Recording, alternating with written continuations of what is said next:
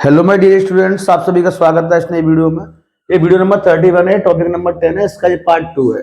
जैसा कि आप सभी बच्चों को पता है कि टॉपिक नंबर 10 जो है इसमें अपन स्टडी कर रहे हैं मोस्ट इंपोर्टेंट भावार्थ व्याख्या। ऐसे भावार्थ व्याख्या जो क्लास 12th के लिए जो एमपी बोर्ड से अध्ययनरत छात्र हैं उनके लिए इंपोर्टेंट होने वाले हैं, उनको मैं ना इस टॉपिक 10 में आपको करा रहा हूँ। ठीक है, अगर बात कर लेते हैं अपन थोड़ा सा इसमें सबसे पहले बुक की, तो आरोह भाग 2 नाम की जो बुक चल रही है आपकी, इसका भी काव्य खंड चल रहा है। इसी बुक से आपके क्लास 12th में ना भावार्थ व्याख्या आते हैं। बाद बाकी दो बुक जो है वितान भाग 2 और अभिव्यक्ति माध्यम, इनसे तो भावार्थ व्याख्या आते ही नहीं है। तो इसका जो अभी काव्य खंड चल रहा है, आगे अभी इसका गद्य खंड भी है, उसको भी कराएंगे। ठीक है, तो आरोह भाग 2 का जो काव्य खंड है इसमें देखिए 9 टोटल पार्ट है, जिसमें से पहला पार्ट जो उसकी भावार्थ व्याख्या में 4 इंपोर्टेंट आपको करा चुका हूँ। ठीक है, अब देखिए पार्ट 2 की बात करते हैं। पार्ट 2 में है, इसका नाम है बेटा पतंग। इसको लिखा किसने है? आलोक धनवान ने लिखा है। ठीक है, पार्ट 2 से कोई इंपोर्टेंट व्याख्या इस साल के लिए नहीं है। ठीक है, पार्ट 3 की बात कर लेते हैं। पार्ट 3 में 2 पाठों को मिक्स किया गया है, कविता के बहाने और बात सीधी थी पर। इन दोनों को ही लिखा है कुंवर नारायण जी ने। तो ये जो पहली व्याख्या है ना, वो कविता के बहाने यानी कि पार्ट 3 के पहले खंड से है। ठीक है, दिमाग में रखना इस चीज को। तो देखिए पार्ट 3 के पहला खंड जो है कविता के बहाने, इससे कौन सी व्याख्या इंपोर्टेंट है उसको डिस्कस करेंगे पहले अपन। ठीक है, और आगे आने वाली इंपोर्टेंट व्याख्याओं क्रम को आगे बढ़ाएंगे। देखो ध्यान से, इसमें पहली है व्याख्या। क्वेश्चन कैसे आएगा एमपी बोर्ड एग्जाम, पहले ये देख लीजिएगा। क्वेश्चन आएगा इस प्रकार, निम्नलिखित पद्यांश की संदर्भ प्रसंग एवं विशेष सहित व्याख्या कीजिए। इस तरह क्वेश्चन आएगा। एक आपको पद्यांश ये लिखा दिखाई देगा, इसके अथवा करके एक पद्यांश आपको और लिखा दिखाई देगा नीचे, है ना। तो आपको ना इस पद्यांश की कुछ चीजें लिखनी है। एक तो आपको संदर्भ लिखना है इसमें, ठीक है, संदर्भ लिखना है, एक प्रसंग लिखना है, विशेष लिखना है और व्याख्या। ये 4 चीजें आपको देनी है। तो आपके ना यहाँ से 4 अंक कंप्लीट हो जाते हैं। कितने अंक कंप्लीट हो जाते हैं? 4 अंक आपको मिल जाते हैं। बहुत आसान होता है, बस समझने में समझना ही है बस आप लोगों को, और कुछ नहीं करना है इसमें। ठीक है, तो देखिए सबसे पहले बात करते संदर्भ। तो देखिएगा, मैं सबसे पहले क्वेश्चन लिखने तरीका बता देता हूँ।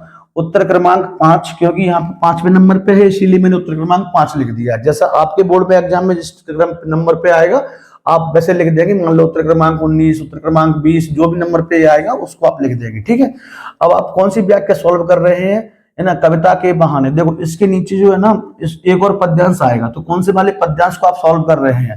तो मैं कर रहा हूं ऊपर वाले को, ऐसे मान लो, तो ऊपर वाले को लिख दूंगा कविता एक डिटेल्स करके क्या जाने, यानी कि ऊपर से 2 शब्द यहां से ले लिए और लास्ट के 2 शब्द यहां से ले लिए। इसको मैं ऐसे कर दूंगा। बाई चांस मान लो कि ना इसका अथवा पूछ लिया जाए तो आप क्या करेंगे, ऐसे एक और मान लो यहाँ पे लिखी होती तो आप यहाँ पे अथवा लिख देते और थोड़ा सा उसकी जो 2 शब्द आगे के और 2 शब्द लास्ट के यहाँ से कविता एक। तो देखो कविता एक है ना, क्या जाने तो क्या जाने मैंने लिख दिया। ऐसे ही आप उसका यहाँ पे लिख देते। ठीक है, कोई दिक्कत नहीं है। अब बात करते संदर्भ में क्या लिखना है। तो देखिए संदर्भ में क्या लिखते हैं। संदर्भ में वो लिखा जाता है कि कविता किस चैप्टर से ली गई है और इसके राइटर कौन है ना। तो प्रस्तुत पद्यांश हमारी पाठ्य पुस्तक का नाम क्या है? आरोह भाग 2 है ना। तो पाठ्य पुस्तक आरोह भाग 2 के कविता के बहाने, कौन सा पाठ है? कविता के बहाने नामक पाठ से लिया गया है। इसके जो रचयिता हैं वो कौन है? कुंवर नारायण जी हैं। कोई दिक्कत तो नहीं, यहाँ तक किसी बच्चे को ये संदर्भ आपको लिख देना है। बात करते हैं अगर अपन प्रसंग की, किसकी? प्रसंग की। तो प्रसंग एंड व्याख्या और विशेष, ये तीनों आप तभी कर पाएंगे जब आपको ये मालूम हो, इसका अर्थ मालूम हो, है ना। अर्थ कैसे? थोड़ा देखिए ध्यान से। एक चीज मैं आपको बताना चाहूंगा, संदर्भ भी अगर आपने लिख दिया तो आपका 1 नंबर कंप्लीट यहाँ पे हो जाएगा। ठीक है, संदर्भ के लिए आपको क्या करना पड़ेगा? पाठों के नाम, जो इंपोर्टेंट व्याख्या जिस पाठ से मैं करा रहा हूँ उन पाठों के नाम और उनके राइटर्स के नाम आप याद कर लेना। ठीक है, बात प्रसंग व्याख्या और विशेष की करें तो इसको समझ लीजिए ध्यान से, उसके बाद आप इसको खुद ब खुद लिख देंगे। ठीक है, अब समझिए यहाँ पे क्या बोलना चाह रहा है कवि अपनी कविता के माध्यम से। तो देखिए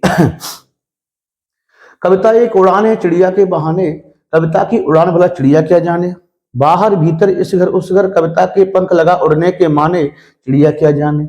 इसका अर्थ क्या है? तो देखिए कवि कह रहा है कि कविता तो एक उड़ान है, यानी कि कवि कविता की उड़ान के बारे में बता रहा है और उसके लिए क्या करता है? चिड़िया के बहाने, यानी कि कविता की उड़ान को बताने के लिए कवि कविता की उड़ान को बताने के लिए चिड़िया की उड़ान का बहाना लेता है, यानी चिड़िया की उड़ान का उदाहरण देता है। ठीक है, यानी कि वो चिड़िया की उड़ान के माध्यम से कविता की उड़ान के बारे में बताना चाहता है। क्लियर है पहली लाइन? और कह रहा है कि कविता की उड़ान भला चिड़िया क्या जाने, और कहना चाह रहा है कवि कि जो कविता की उड़ान है उसको भला चिड़िया क्या जाने, ऐसा उसने कहा है। दो लाइन क्लियर हो गई। कैसे देखिए एक बार, कविता एक उड़ान है चिड़िया के बहाने। इसका मतलब क्या हुआ कि कविता की उड़ान को कवि दर्शाना चाह रहा है किसकी उड़ान के बहाने, किसके माध्यम से, चिड़िया की उड़ान के माध्यम से। यानी कि चिड़िया की उड़ान के माध्यम से वो कविता की उड़ान के बारे में बताना चाह रहा है और कह रहा है कि कविता की उड़ान भला चिड़िया क्या जाने। कविता की जो उड़ान होती है उसे चिड़िया नहीं जानती है। क्यों नहीं जानती, इसके पीछे रीजन है। तो देखिए क्यों, क्योंकि चिड़िया की ना उड़ान बहुत सीमित होती है। सीमित कह सकते हैं या फिर कह सकते हैं उसका क्षेत्र जो होता है वो बहुत सीमित होता है। कैसे, वो बाहर भीतर, इस घर उस घर, वो सिर्फ बाहर से अपने घोंसले से बाहर, वो भीतर है ना ऐसे आती आती रहती है, एक घर से दूसरे घर, है ना, आसमान में भी जाती है, थोड़ा सा मान लो ज्यादा ऊंचाई पे नहीं जा पाती, वहीं कहीं घूमती रहती है। तो कह रहा है कि इसकी जो उड़ान है वो क्या है, सीमित है, क्योंकि जो बस बाहर भीतर आना जाना जानती है और एक घर से दूसरे घर तक चली जाती है आसानी से, इतना कर पाती है चिड़िया की उड़ान। समझ गए मेरी बात। लेकिन कवि कह रहा है कि कविता के पंख लगा उड़ने के माने, यानी कि जब कविता में कल्पना रूपी पंख लग जाते हैं, ठीक है, चिड़िया के तो नॉर्मल पंख होते ही होते हैं, लेकिन कविता में जब कल्पना रूपी पंख लग जाते हैं तो उसकी जो उड़ान होती है ना वो असीमित हो जाती है। समझ गए मेरी बात। फिर से देखिए एक बार, क्यों है चिड़िया उसकी उड़ान को क्यों नहीं जानती है, क्योंकि चिड़िया की उड़ान बहुत सीमित होती है, वो सिर्फ बाहर भीतर, इस घर उस घर उड़ सकती है। लेकिन कविता के पंख लगा, यानी कविता में यदि कल्पना रूपी पंख लग जाते हैं उड़ने के लिए, तो फिर ना उसकी उड़ान क्या हो जाती है, असीमित हो जाती है, यानी कोई उसे रोक ही नहीं पाता। और आपने भी देखा होगा सुबह से शाम तक चिड़िया उड़ती है, शाम होने के बाद क्या होता है, शाम होने से पहले ही चिड़िया को अपने घोंसले में आना होता है। लेकिन कविता की उड़ान क्या है, एक बार भर ली किसी कविता ने उड़ान, कवि कहना चाह रहा है कि किसी कविता ने उड़ान एक बार भर ली तो उसकी उड़ान कभी, यानी उसको नीचे आना ही नहीं है, कुल मिलाकर उड़ान भर गई तो ऊपर ही जाएगी कविता, ठीक है, यानी कि उसकी उड़ान कैसी है, असीमित है। कवि यहाँ ये बताना चाह रहा है। तो कहना चाह रहा है चिड़िया क्या जाने, जो छोटे क्षेत्र वाली चिड़िया है, यानी कि उसकी उड़ान सीमित है चिड़िया की, वो असीमित उड़ान वाली जो कविता है उसकी उड़ान को भला कैसे जान सकती है, ये इसका अर्थ है। फिर से देखिए एक बार कंफर्म कर देता हूं कि भाई क्या कहना चाह रहा है। कभी कविता की उड़ान के बारे में बताता है, इसके लिए वो चिड़िया का बहाना लेता है, ठीक है, और कहता है कि कविता की उड़ान को भला चिड़िया कैसे जान सकती है। क्यों नहीं जान सकती, क्योंकि चिड़िया की जो उड़ान होती है वो बहुत सीमित होती है, वो बाहर भीतर बस इस घर उस घर बस जा सकती है। जबकि अगर कविता के कल्पना रूपी पंख लग जाते हैं तो फिर उसकी जो उड़ान होती है वो बहुत असीमित हो जाती है। तो भला चिड़िया उसकी इस असीमित उड़ान को कैसे जान सकती है, ये था इसका अर्थ। अब थोड़ा सा यहाँ पे प्रसंग देखिए। प्रसंग में आपको क्या लिखना होता है, संदर्भ मैंने बता दिया कि आपको इनके राइटर और क्या बोलते हैं किस पार्ट से लिया गया वो बताना होता है। बात करें प्रसंग की, तो प्रसंग में क्या करना है, आपको ये देखना है कि इसमें किसकी बात हो रही है। तो आप बताइए इसमें किसकी बात हो रही है ना, आपको दिख रहा है ना, ये चिड़िया की उड़ान की और कविता की उड़ान की तुलना की जा रही है। तो बस प्रसंग में आपको यही दिखना है, ठीक है। प्रस्तुत पद्यांश में कवि ने कविता और चिड़िया की उड़ानों की तुलना की है, इतना आपको बस लिख देना है प्रसंग में, ठीक है। प्रस्तुत पद्यांश में कवि ने कविता और चिड़िया की जो उड़ानें हैं उनकी तुलना की है आपस में, ठीक है। अब बात करते हैं व्याख्या में। तो व्याख्या में देखो, प्रसंग में तो हमने इसका एक शीर्षक सा लेकर के और डाल दिया जो मेन इसकी बात है, ठीक है।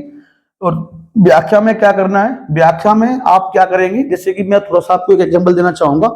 मान लो दो लोग बात कर रहे हैं, ठीक है, उनका मोबाइल चोरी हो गया है और अभी आप मतलब बहुत देर से बातें कर रहे हैं वो, तभी तो आप वहां पे आते हैं और आप उनसे पूछते हैं क्यों, किस बारे में बात कर रहे हो आप, तो वो आपसे क्या कहेंगे, कुछ नहीं, बस मोबाइल चोरी हो गया था। तो ये क्या हो गया, प्रसंग हो गया, ठीक है। क्या हो गया, ये प्रसंग, यानी कि पूरी बात को उन्होंने एक झटके में बता दिया कि कुछ नहीं, बस मोबाइल चोरी हो गया था, उसके ऊपर हम बात कर रहे थे। ये हो गया उनका प्रसंग, ठीक है। और जब व्याख्या की जाएगी, अब आप कहो नहीं पूरा सुना मुझे क्या है इसमें, तो ना क्या क्या बात आप लोगों ने की है, तो फिर पूरा विस्तार से बताएंगे ना, तो उसे कहेंगे व्याख्या, ठीक है। तो ऐसे ही आपने जो थोड़ा सा एक पॉइंट लेकर के जो यहाँ पे लिख दिया है वो है प्रसंग, और जब आप विस्तार से वर्णन करने जाओगे तो उसे कहते हैं व्याख्या। तो देखिए क्या है इस व्याख्या में, तो प्रस्तुत पद्यांश में कवि, यहाँ पे देखिए ये क्या बताना चाह रहा है, पहली लाइन को देखिए, कविता एक उड़ान है चिड़िया के बहाने। तो कहना क्या चाह रहा है, कविता की उड़ान के बारे में बताने के लिए चिड़िया की उड़ान का उदाहरण देता है, ठीक है। क्या कहना चाह रहा है यहाँ पे देखिए, कविता एक उड़ान है चिड़िया के बहाने। तो प्रस्तुत पद्यांश में कवि कविता की उड़ान के बारे में बताने के लिए चिड़िया की उड़ान का उदाहरण देता है, ठीक है। वो कहता है कि कविता की उड़ान भला चिड़िया क्या जाने, यानी कि वह कहता है कि कविता की उड़ान को चिड़िया भी नहीं जानती है। ठीक है, क्यों नहीं जानती? तो देखिए, बाहर भीतर इस घर उस घर, यानी कि क्योंकि चिड़िया की उड़ान जो होती है उसकी एक सीमा होती है, यानी कि उसकी उड़ान बहुत छोटी होती है ना, कह सकते हैं। वह सिर्फ बाहर भीतर एक घर से दूसरे घर तक ही उड़ान भर सकती है, कोई दिक्कत तो नहीं है। लेकिन कविता के पंख लगा उड़ने के माने, लेकिन कविता में जो कल्पना रूपी पंख है वो लग जाते हैं, तब क्या होता है देखो। लेकिन कविता में कल्पना की उड़ान होती है, किसकी उड़ान होती है? कल्पना की, यानी कल्पना रूपी उसमें पंख लग जाते हैं, जिससे उसकी उड़ान का क्षेत्र जो होता है वो कैसा हो जाता है? असीमित हो जाता है। इसीलिए कह सकते हैं कि चिड़िया क्या जाने, यानी कि इसीलिए सीमित क्षेत्र में उड़ान भरने वाली चिड़िया कविता की असीमित उड़ान को कैसे जान सकती है, ये यहाँ पे वर्णन किया गया है दोनों के बारे में। इस पूरी व्याख्या का यही अर्थ है। समझ में आ गया सब बच्चों की? बात करते हैं विशेष या काव्य सौंदर्य, कुछ भी नाम से आ सकता है, या तो यहाँ पे विशेष लिख के आ सकता है या यहाँ पे काव्य सौंदर्य लिख के आ सकता है। आपको दोनों का एक ही आंसर, यहाँ पे व्याख्या लिख के आ सकती है या फिर भावार्थ लिख के आ सकता है। ठीक है, विशेष में क्या लिखना होता है कि इसमें हमें क्या क्या अच्छा लगा, यानी क्या क्या चीज हमें इसकी काव्य की शोभा बढ़ा रही है, सौंदर्य बढ़ा रही है। तो देखिए, एक तो यहाँ पे पहली बात हमें ये अच्छी लगी है कि कविता की उड़ान बताई गई है असीमित। कहा गया है कवि ने कि कविता की उड़ान कैसी होती है? असीमित होती है। और दूसरा हमें क्या लगा, देखो, चिड़िया क्या जाने, यहाँ प्रश्नवाचक वाक्य लगा, सॉरी निशान लगा हुआ है, क्वेश्चन मार्क लगा हुआ है। तो इसका मतलब क्या है कि चिड़िया क्या जाने, ये जो आप लाइन देख रहे हैं, इस लाइन में कौन सा अलंकार है? प्रश्नालंकार है। कौन सा अलंकार है यहाँ पे? प्रश्नालंकार है। ठीक है, आई होप कि आपकी समझ में आ गया होगा, है ना। आप पहले इसका स्क्रीनशॉट लीजिए, फिर मैं आपको आगे बताता हूँ।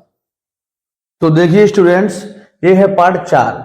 इससे पहले अपन ने पार्ट 3 में एक इंपोर्टेंट ओनली व्याख्या थी, उसको मैंने करा दिया आप लोगों को। अगर पार्ट हम 4 की बात करें तो पार्ट 4 में कोई इंपोर्टेंट व्याख्या नहीं है। पार्ट 5 की बात करें तो इसमें भी कोई इंपोर्टेंट व्याख्या नहीं है। पार्ट 6 की बात करें तो इसमें भी कोई इंपोर्टेंट व्याख्या नहीं है। यानी कि इस साल से ये जो 3 पार्ट है, इनसे कोई व्याख्या आने वाली नहीं है, ये मैं कह रहा हूँ आप लोगों से। ठीक है, आपको लग रहा होगा सर ऐसे पार्ट छोड़ेंगे तो कितनी कम व्याख्याएं हो पाएंगी। मैं वही व्याख्या कराऊंगा जो आपके बोर्ड एग्जाम में आएंगी। और आप लोगों को पता है कि पार्ट जो 9 पार्ट है टोटल मिला करके, 9 पार्ट में से कोई 2 व्याख्याएं देगा अथवा करके आप लोगों को 4 नंबर की। ठीक है, तो उसके लिए हम इतनी ज्यादा क्यों करें। अभी पार्ट 7 की बात कर ले तो पार्ट 7 में कुल मिला करके अभी देखो, एक आपके सामने ये लिखी है ना, इसके बाद 3-4 व्याख्या मैं और कराऊंगा, तो 6वें नंबर की ये हो गई, है ना। 7 पार्ट में ही आपकी 9-10 व्याख्याएं हो जाएंगी, है ना। और फिर अभी 8 पार्ट भी है, 9 पार्ट भी है ना, उनमें से ये व्याख्याएं हैं। तो कुल मिलाकर के 12-13 व्याख्या है ना, खत्म कर देंगे पूरा अपन, है ना। जो भावार्थ है उन सबको, इतनी काफी है अपने लिए। ठीक है, चिंता करने की कोई बात नहीं है। मैं बहुत सोच समझ के ही यहाँ पे इंपोर्टेंट देता हूँ, ऐसे ही नहीं कहीं से दे दिया, है ना। बेधड़क होके आप तैयारी करिए, है ना, इनसे आउट नहीं जाएगा आपका व्याख्या। तो देखिए पार्ट 7 जो है, इसमें 2 चैप्टरों को मिक्स किया गया। एक तो है कवितावली, एक है लक्ष्मण मूर्छा और राम विलाप। इन दोनों ही पाठों को लिखा है गोस्वामी तुलसीदास जी ने, है ना। तो अभी जो व्याख्या आप लोगों के सामने दिखाई दे रही है, ये अभी कवितावली नामक जो खंड है, इसका पार्ट 7 का जो पहला खंड है कवितावली, इससे ये वाली व्याख्या है। ठीक है, बोर्ड में क्वेश्चन कैसे आता है मैंने कई बार आपको बताया, जो आपके सामने लिखा है वैसे ही बोर्ड में क्वेश्चन आएगा। अब बात ये जो व्याख्या है वो बहुत इंपोर्टेंट भी है ना, थोड़ी समझने के लिए अटपटी भी हो सकती है आप लोगों के लिए, आप इसको ध्यान से समझिएगा। ठीक है, पूरा इसका लिखा हुआ है, देखो यहाँ पे लिखा है। सबसे पहले बात संदर्भ ही कर लेते हैं। तो मैंने आपको कई बार बता दिया कि उत्तर क्रमांक 6 है, तो 6 डाल दिया मैंने। यहाँ पे दो शब्द आगे से आप ये उठा लेंगे, 2 शब्द पीछे से आप ये उठा लेंगे। ठीक है, इनको 2-3 शब्दों को यहाँ लिख दिया और डिटेल्स करके लास्ट के 2 शब्द ना आग पेट की, इसको मैंने यहाँ लिख दिया। तो इस प्रकार से आपको लिख देना है। संदर्भ में क्या लिखना है, प्रस्तुत पद्यांश हमारी पाठ्य पुस्तक आरोह भाग 2, वो कौन सी चल रही है बेटा? आरोह भाग 2 चल रही है। ठीक है, इसमें जो कवितावली है ना, आरोह भाग 2 में जो कवितावली है, कवितावली जो पाठ है उससे लिया गया है। इसके रचयिता कौन? तुलसीदास जी है। इतना आपको लिख देना है, 1 नंबर आपका मिल जाएगा। बात प्रसंग व्याख्या और विशेष की करेंगे, तो इससे पहले इसको समझें क्या लिखा है, देखिए ध्यान से पूरा समझना। यहाँ पे लिखा है, किसी भी किसान कुल बनिक भिखारी भाट, चाकर चपलनट चोर चार छिटकी, और पेट को पड़त गुण को गड़त चढ़त गिरे, अटत गहन गहन गहन गन अहन अखेट की, और ऊंचे नीचे कर्म धर्म अधर्म करे, पेट ही को पचत बेचत बेचा बेट की, और तुलसी बुझाए एक घन राम घनश्याम ही ते, आगे बढ़ बाग ते बड़ी है आगे पेट की। इस प्रकार से पूरा लिखा हुआ है, थोड़ा पढ़ने में अटपटा है, आप इसको पढ़ लेना। ठीक है, किताब में दिया है। इसका पूरा अर्थ समझिए पहले तो क्या कहना चाह रहा है। वो देखिए, किसवी माने होता है धंधा करने वाला। क्या होता है? धंधा करने वाला, ठीक है। और किसान कुल तो आप जानते ही हैं, किसान का परिवार, ठीक है, परिवार किसान का, किसान कुल यानी परिवार, किसान का परिवार, ठीक है। वणिक माने होता है व्यापार करने वाला, व्यापार करने वाला, ठीक है। भिखारी माने होता है भिक्षा मांगने वाला, समझते ही आप, ठीक है। भाट माने होता है चारण। चारण का मतलब होता है बेटा, वो कभी जो पहले क्या है, कभी राजाओं के दरबार में रहा करते थे और राजा की प्रशंसा में कुछ ना कुछ लिखा करते थे, है ना, तो उन्हें कहते हैं भाट या चारण, ठीक है। इन सब की आपको अर्थ समझ लेने हैं। चाकर माने होता है क्या? चाकर माने होता है नौकर, कहते नहीं नौकर चाकर, इस प्रकार से। बहुत ही अच्छी भी व्याख्या भी आपको अच्छी लगेगी अगर समझ में आप लोगों की मांगे तो देखते जाइए बस। चपलनट, चपलनट माने होता है कर्तव्य दिखाने वाला, कर्तव्य दिखाने वाला मतलब टैलेंट दिखाने वाला, सिंपल बोल सकते हैं, कर्तव्य दिखाने वाला। चोर तो आप जानते ही हैं, चोर लुटेरे। चार की चार कौन होता है? चार होता है दूत। चेटकी कौन होता है? इसको बोलते हैं बाजीगर, बाजीगर। समझ में अर्थ आ गए? देखिए फिर से ध्यान से एक बार। किसवी माने धंधा करने वाला, किसान कुल माने किसान का परिवार, वणिक माने यानी कि बनिया बोलते हैं व्यापार करने वाला, भिखारी माने भिक्षा मांगने वाला, और चारण कौन होता है? वो कभी जो दरबार में राजाओं की में रहा करता था और ना उसकी उनकी प्रशंसा किया करता था, उन्हें चारण बोलते हैं। चाकर होता है नौकर, चपलनट होता है कर्तव्य दिखाने वाला, चोर तो आप जानते चोर लुटेरे होते हैं उनको, चार माने होता है दूत, और चेटकी माने होता है बाजीगर। इन सब लोगों के ऊपर कवि ने कुछ ना कुछ कहा है। क्या कहा है? देखिए किसने कहा है? तुलसीदास जी।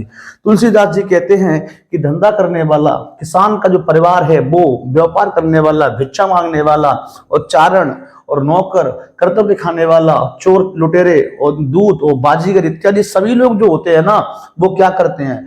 पेट को पढ़त यानी कि पेट के लिए ही पढ़ाई करते हैं। गुण गढ़त कई प्रकार के लिए उपाय करते हैं। समझने में ये बात को ध्यान से, ये लोग क्या करते हैं? इनके ये विभिन्न प्रकार के काम करते हैं, ये ना यहाँ तक कि पेट के लिए ही पढ़ते हैं, ठीक है। किसी को नहीं छोड़ा कभी ने, यहाँ पे समझो, है ना। गुण गढ़त यानी कि कई प्रकार के उपाय करते हैं। और चढ़त गिरे, गिर माने होता है पहाड़ या पर्वत, यानी कि ये पहाड़ों पर या पर्वतों पर भी क्या करते हैं? चढ़ जाते हैं। दुर्गम दुर्गम पहाड़ जो होते हैं ऊंचे ऊंचे, उन पर भी चढ़ जाते हैं। काय के लिए चढ़ते हैं? अपना पेट पालने के लिए, पेट के लिए, भोजन की व्यवस्था करने के लिए। समझ गए मेरी बात? तो इसके लिए क्या करते हैं ये, यानी कि सिंपल सी भाषा, माया का जो लोभ होता है इनके मन में धन संपत्ति इकट्ठा करने का, तो इसके लिए ये क्या करते हैं? पेट के लिए तो पढ़ते हैं, कई प्रकार के उपाय करते हैं, और यहाँ तक कि दुर्गम दुर्गम पहाड़ों पर भी ये चढ़ जाते हैं। कौन? ये सभी लोग, ठीक है। आगे, अटत गहन गन अहन अखेट की। अटत गहन गन का मतलब होता है घने घने जंगलों में ये क्या करते हैं? घूमते फिरते रहते हैं, कहीं ना कहीं माया मिल जाए, धन संपत्ति मिल जाए, यानी पेट का बंदोबस्त करने के लिए, है ना। तो अटत अहन गन, इसका मतलब गहन गन का मतलब क्या है? घने घने जंगलों में घूमते फिरते रहते हैं। और अहन अखेट की, और शिकार की तलाश में, यानी कि माया की तलाश में, है ना, शिकार की तलाश में क्या करते रहते हैं? भटकते रहते हैं।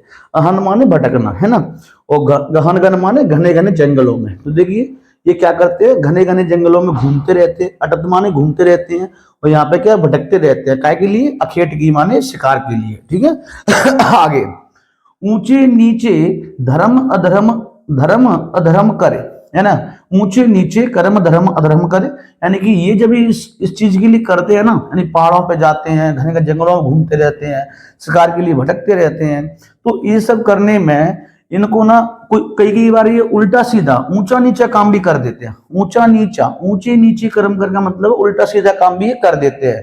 और इस दौरान इनको धर्म अधर्म की कोई चिंता नहीं होती, सोचते ही नहीं है कि कोई धर्म अधर्म हम कर रहे हैं, अच्छा कर रहे हैं, पाप कर रहे हैं, पुण्य कर रहे हैं, इस प्रकार का इनको कोई टेंशन नहीं होती है, ठीक है।